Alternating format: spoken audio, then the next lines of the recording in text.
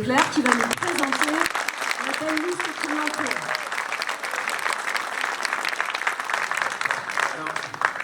Mesdames, Messieurs, chers amis, tout d'abord, c'est pas écrit, mais en vous voyant arriver aussi nombreux et nombreuses, ça m'émeut. Et au-delà du nombre, c'est chaque visage qui me donne des souvenirs de nos actions ensemble, parfois de nos disputes d'ailleurs. Mais c'est ça qui est important et qui donne aussi du courage. C'est ces visages humains d'hommes et de femmes de notre ville avec qui on agit et on cherche à changer les choses. Commencer une réunion de présentation d'une liste aux élections municipales par des représentantes des partis de gauche et écologistes et par des actrices et acteurs du mouvement social, ce n'est pas anodin. Nous voulons marquer ainsi que nous rassemblons des jeunes Villoises et des jeunes Villois dans leur diversité d'opinions, que nous sommes toujours du côté des gens, des salariés, de celles et ceux qui luttent, et que nous n'oublions pas, et que nous n'oublierons pas, une fois élus, d'où l'on vient et pour qui nous nous battons. École, santé, poste, logement, salaire, retraite, pollution, antiracisme, islamophobie, pacifisme, anticolonialisme, service public, sur tous ces thèmes, vous pourrez compter sur notre soutien, sur notre participation active. Vous le savez d'expérience, et nous nous engageons à continuer, être avec vous et agir avec vous. Nous sommes une équipe composée de personnes membres d'aucun parti politique et nous ne le cachons pas, de membres aussi de partis politiques, communistes, socialistes, écologistes, de l'après, mais aussi de syndicalistes, d'acteurs et d'actrices du mouvement associatif. Bref, une liste qui rassemble et qui ressemble à Gennevilliers. Une liste, par contre, où il n'y a pas de milliardaires, ni de membres du CAC 40, pas de racistes et pas de macronistes. Nous avons des expériences et des personnalités différentes, à l'image des habitantes et des habitants de Gennevilliers. Nous sommes de tous les quartiers de la ville. Il y a un mélange d'élus expérimentés, de nouvelles et de nouveaux candidats. Sur 45 candidates et candidats, il y a 20 nouvelles candidatures, à parité bien entendu, et pour une moyenne d'âge inférieure à 48 ans. Une liste que j'ai l'honneur de conduire et que je vais vous présenter par ordre alphabétique. Juste avant, je vais vous donner une précision, puisque le programme avec la liste la photo de tous les candidats a été distribué dans la ville, et il y a déjà des rumeurs et des suppositions faites par les unes ou les autres, et ce qui est assez normal d'ailleurs après la diffusion de cela. Je précise qu'il n'y a encore aucune délégation d'attribuer, et ça se fera après les élections, pas même celle de premier ou de première adjointe. Ça permettra de décontracter tout le monde. Je veux les présenter, ce que je propose, c'est qu'à l'énoncé de leur nom, ils se lèvent pour qu'on les voit.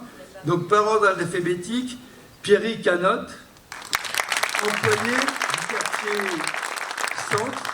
Malgré son âge vieux, il n'a que 43 ans. Je préciserai après sur les âges, parce que si vous faites la réflexion à chaque fois.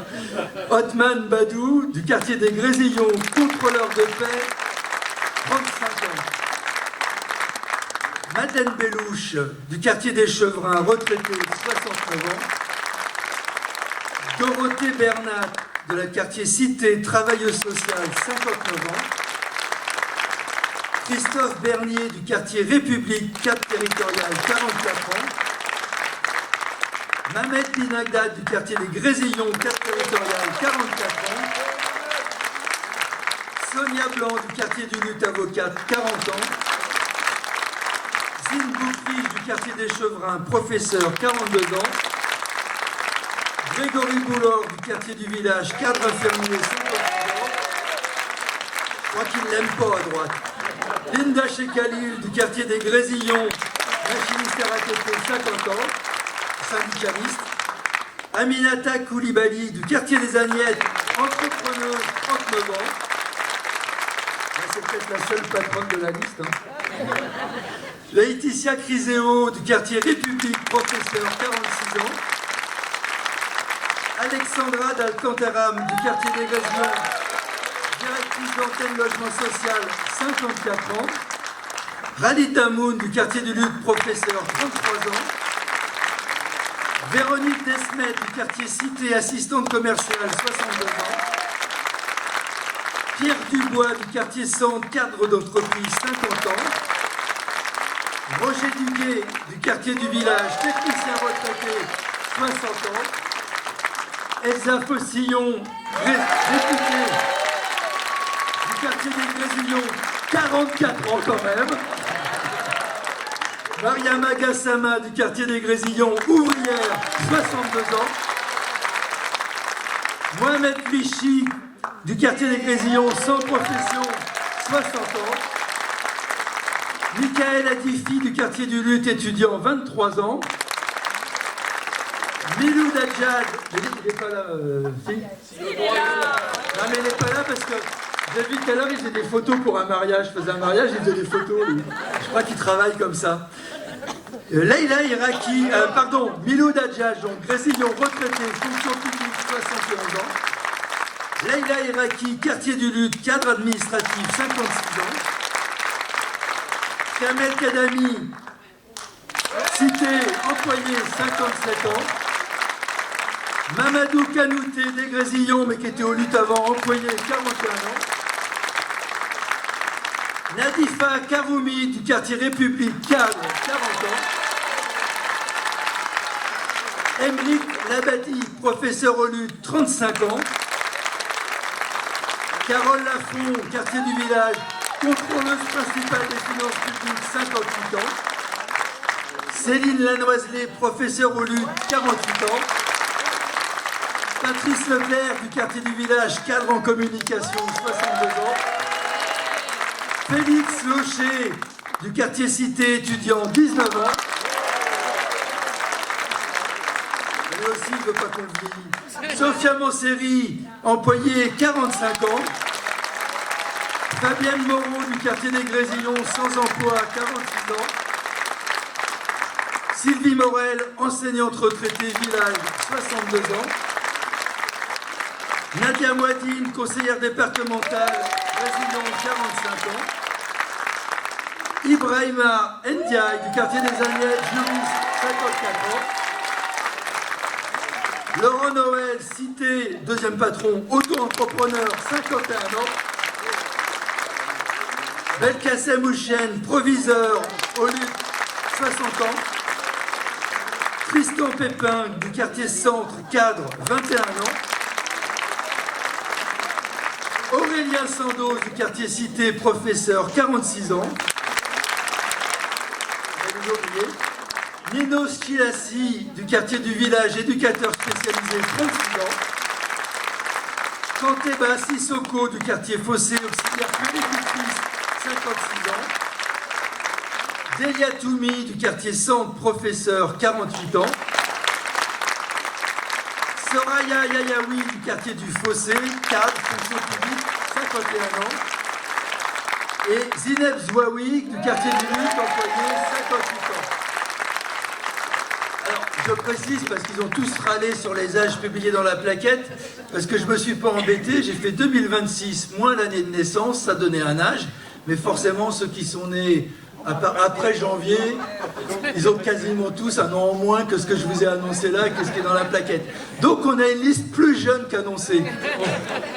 Donc merci à chacune et chacun des candidates et des candidats d'avoir accepté de vous engager à donner de votre temps pour le bien commun, à donner de votre courage pour affronter les défis auxquels nous serons confrontés ces prochaines années, car en vous parlant et en vous proposant d'être candidate ou candidat, je n'ai pas caché les difficultés que nous avons devant nous. Baisse des ressources des collectivités territoriales. C'est pour Gennevilliers, pour 2026, entre 5 et 7 millions d'euros à trouver en économie dans notre budget. Attaque contre nos compétences, avec les intercommunalités et le risque d'une métropole qui, comme la région dirigée par la droite, pourrait agir contre les choix des Gennevilloises et des Gennevillois. Enjeux climatiques avec les problèmes sanitaires, de crues, de chaleur qui vont s'intensifier. Et certainement ce que je crains le plus qu'il nous faut éviter, en commençant par le rassemblement de la gauche et des écologistes, c'est la montée en puissance de la violence d'extrême droite, comme on le voit aux USA, le risque de prise de pouvoir en France du Parti de la haine en 2027, avec toutes les conséquences que cela pourrait avoir pour la population de Gennevilliers. Notre union, la force du vote pour notre liste, sera la force que nous nous donnerons pour affronter tout cela, pour protéger les gens et les Gennevilliers qu'on aime. Oui, vous pourrez compter sur nous pour combattre la violence raciste, l'antisémitisme, l'islamophobie et la haine de l'autre. Oui, vous pourrez compter sur nous pour affronter l'extrême droite si elle arrive au pouvoir et protéger notre ville. Oui, nous avons confiance en vous, Gennevilloises et Gennevillois, de tout horizon, pour savoir vous unir et vous rassembler, forts des valeurs de solidarité, d'humanité, de dignité et de combativité. C'est pour cela que moi j'aime Gennevilliers et que je suis fier d'y habiter. J'y vis, j'y habite, ainsi qu'une grande partie de ma famille. Je suis fier des Gennevilloises et des Gennevillois, et c'est une fierté que de les représenter. J'ai vu que le leitmotiv de l'opposition de droite UDI, c'est « Changeons Gennevilliers », ils le marquent sur tous leurs trucs. En fait, avec eux, le risque, c'est que cela veuille dire « Changeons les Gennevillois ». Comme dans toutes les villes conquises par la droite, les couches moyennes et les couches populaires sont chassées. Ils appliquent ainsi, et aussi, la devise de Charles Pasqua, que nous avons bien connue avec Jacques Bourgoin, « Les promesses n'engagent que celles et ceux qui les écoutent ». Alors que l'État, je viens de vous le dire, va nous piquer entre 5 et 7 millions dans le budget de la ville, et donc nous obliger à faire des économies, la droite promet la cantine gratuite, soit un coût minimum de 1,2 million d'euros, ou une police municipale, soit un coût entre 3 et 5 millions d'euros. Avec quel argent vont-ils faire ça? Celui qu'on met dans les écoles, celui qu'on met dans la culture, celui qu'on met dans la vie associative, celui qu'on met dans le service public. Aux uns ou aux autres demandeurs de logement, ils se disent pour le logement social. Et comme par magie, avec eux, si vous demandez un logement, vous l'aurez. Alors que la pénurie de logements existe à Gennevilliers comme dans toutes les villes. J'aimerais bien, personnellement, je crois que nous aimerions bien, attribuer des logements qui n'existent pas. Et entre nous, il faudrait que nous soyons bien débiles de ne pas distribuer les logements si nous en avions de libres. Aux autres qui voudraient changer Gennevilliers, ils disent qu'il y a trop de logements sociaux. Et d'ailleurs, M. Nkonda, qui a été conseiller régional UDI avec Mme Pécresse, n'a jamais désavoué celle-ci, qui dit que, écoutez le chiffre, 30% de logements sociaux, c'est trop. Ils le disent partout. Ils suppriment même les subventions à Gennevilliers parce que nous avons plus de 30% de logements sociaux. Je rappelle que 70% des habitants d'Île-de-France sont éligibles au logement social.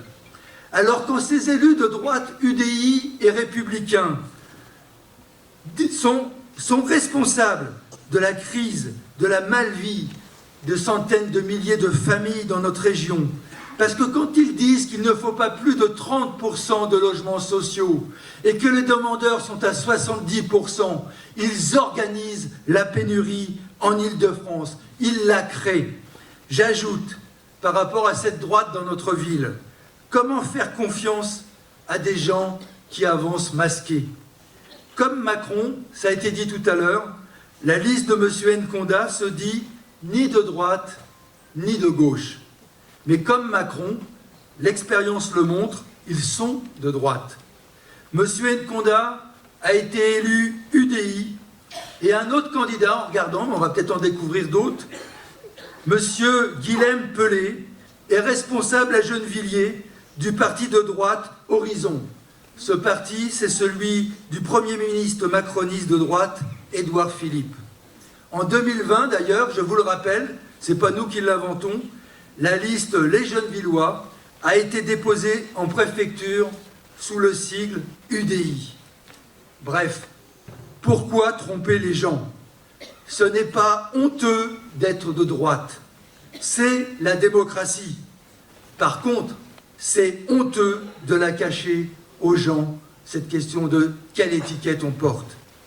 S'ils le cachent, c'est parce qu'ils savent que les Gennevilloises et les Gennevillois ne veulent pas qu'on fasse à Gennevilliers ce qui s'est fait dans les villes de droite du 92, virer les couches moyennes et les couches populaires.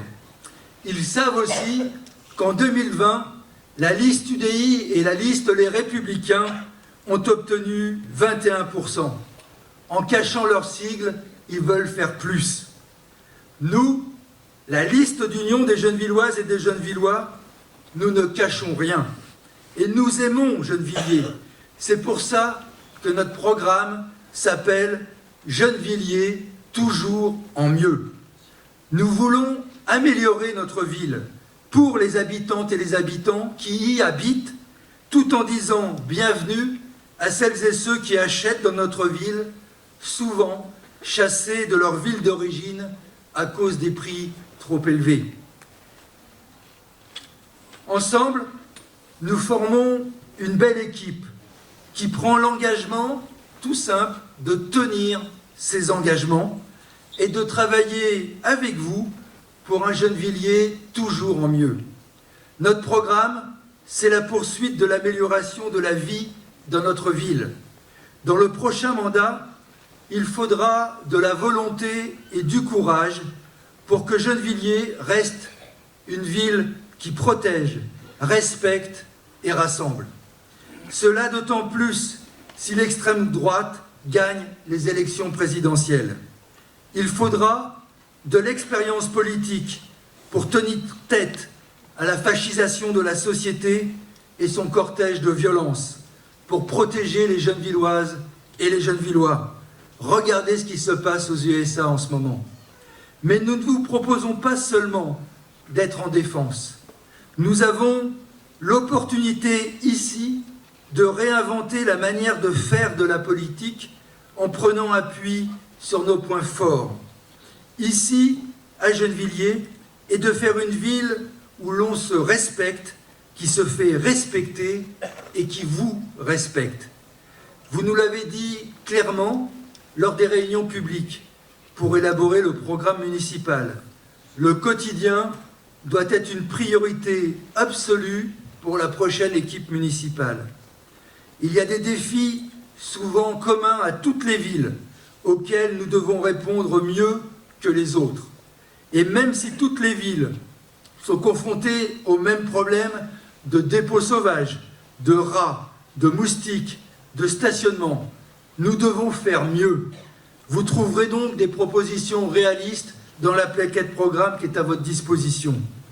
Nous réactualiserons aussi le projet éducatif, développerons les actions pour fidéliser les animateurs et nous valoriserons mieux notre offre culturelle et sportive. Nous mettrons en place un plan d'adaptation des écoles aux évolutions climatiques.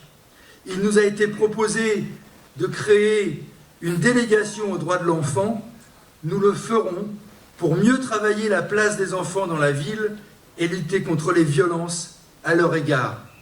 Les parents d'élèves et les enseignants pourront compter sur nous dans leur lutte pour des moyens pour l'école publique, pour avoir des remplaçants, pour le classement en REP du Collège Pasteur et des écoles des Agnettes. Ce n'est pas une promesse en l'air, la vie montre qu'on l'a déjà fait. En effet, qui était à côté d'eux ces dernières années dans chaque mouvement, dans chaque manifestation sur les questions de l'école? En matière de solidarité, nous répondons aussi toujours présents. Nous renforcerons notre action pour les familles monoparentales. Nous conclurons enfin, là on a pris du retard, la mise en œuvre d'une épicerie solidaire et nous travaillerons avec vous à la mise en place d'une expérimentation autour de la sécurité sociale de l'alimentation pour faire ici une réalité du droit au bien manger pour toutes et tous. Nous faisons le pari d'une ville inclusive en poursuivant notre action en direction des personnes et des enfants en situation de handicap et en travaillant à l'implantation d'un institut médico-éducatif à Gennevilliers. Concernant le droit à la santé, nous continuerons de lutter contre la désertification médicale en consolidant l'offre de soins de proximité avec nos 2 centres de santé, mais aussi en coopérant avec les maisons de santé libérales et en poursuivant nos conventions avec l'hôpital public. Pour cela, dès 2026, avec un nouveau médecin directeur après le départ en retraite de l'actuel, nous organiserons une réunion avec les professionnels de santé de la ville pour revisiter notre charte des valeurs et définir un plan de travail commun pour améliorer l'offre de santé en quantité et en qualité sur Gennevilliers. Face à la crise du logement, résultat des politiques de la région et de l'État, nous défendrons le logement social, mettrons en place une bourse d'échange de logements au sein de Gennevilliers Habitat. Ce sera un plus, même si on sait que ça ne réglera pas le problème majeur du manque de logements sociaux. Un plan de rénovation des bâtiments et logements de GH va être mis en place, tenant compte des réalités financières du bailleur et de l'absence d'aide du département et de la région. Nous aurons des livraisons de nouveaux logements en centre-ville et dans le nouveau quartier des Chantraines. Vous avez vu, les chantiers ont démarré. Et nous ne mentons pas aux gens en période électorale, nous ne vous ferons pas de fausses promesses. Nous le disons clairement, tout cela sur le logement, tout cela ne réglera pas le problème principal. Nous éviterons juste que les délais d'attente augmentent. Le seul moyen d'améliorer la situation du logement, c'est d'imposer aux villes égoïstes, UDI et républicains de construire du logement social partout. C'est la seule solution. Ceux qui vous disent l'inverse vous mentent parce qu'on ne peut pas attribuer des logements qui n'existent pas. Je ne détaille pas le programme, vous l'avez entre les mains. J'insiste pour finir sur 2 aspects. Enfin, vous l'aurez tout à l'heure entre les mains. La démocratie et l'écologie populaire. Je l'ai dit et écrit, nous nous faisons une autocritique. Il nous faut absolument améliorer la démocratie locale. Notre capacité à faire, non pas seulement pour vous, mais avec vous. À Gennevilliers, nous faisons le pari de l'intelligence collective pour inventer une nouvelle manière de vivre ensemble. Ce mandat doit fortement améliorer le faire avec vous, avec des élus, et avec des élus encore plus sur le terrain, plus dans votre quartier. Ne pas seulement venir vous voir avec un projet tout ficelé pour vous informer, ne pas seulement aller vers vous, mais faire et décider avec vous. C'est ce que nous voulons faire plus et mieux dans le prochain mandat. C'est facile à dire, ce ne sera pas facile à faire, mais c'est notre engagement. Notre programme détaille une série de propositions nouvelles dans ce domaine, mais comme cela ne suffira pas, nous organiserons pour bien commencer le mandat avant la fin 2026 des assises pour la démocratie locale pour décider ensemble de ce qu'il faudrait faire pour mieux décider avec vous. C'est important de le faire dès le début du mandat pour donner le ton, donner l'objectif, donner la démarche politique à partir de vos exigences. À l'ordre du jour, à ces réunions, comment favoriser l'auto-organisation des habitants, la prise de responsabilité et l'expérimentation. Une forme de lâcher-prise de la municipalité, comme cela a été dit par des participants à nos réunions, de préparation du programme pour favoriser l'initiative citoyenne. Le deuxième enjeu important, c'est d'adapter notre ville au réchauffement climatique, à affronter des chaleurs importantes, on parle de 50 degrés dès les années 30, comme de participer à diminuer notre impact carbone. Cela ne peut pas se faire d'en haut, sans travail avec vous, sur ce qui est bon pour vous et vos enfants à court et long terme. Augmentation des espaces verts, plantation d'arbres, végétalisation, plan d'isolement des bâtiments. Nous avons beaucoup à faire car il s'agit de l'avenir de nos enfants et ça se prépare dès maintenant. Mesdames, Messieurs, chers amis, tout cela est valable que si nous sommes élus, que si nous arrivons à montrer que Gennevilliers est uni, fort, avec un bon résultat pour nous faire respecter des préfets, des ministres, des autres collectivités. Nous n'avons pas, Jacques Bourgoin l'a dit, nous n'avons pas la même force si nous sommes élus de justesse ou portés par des habitantes et des habitants unis dans leur diversité sur un projet de ville. La droite UDI de M. Nkonda mène une belle campagne, prenant appui sur tous les mécontentements.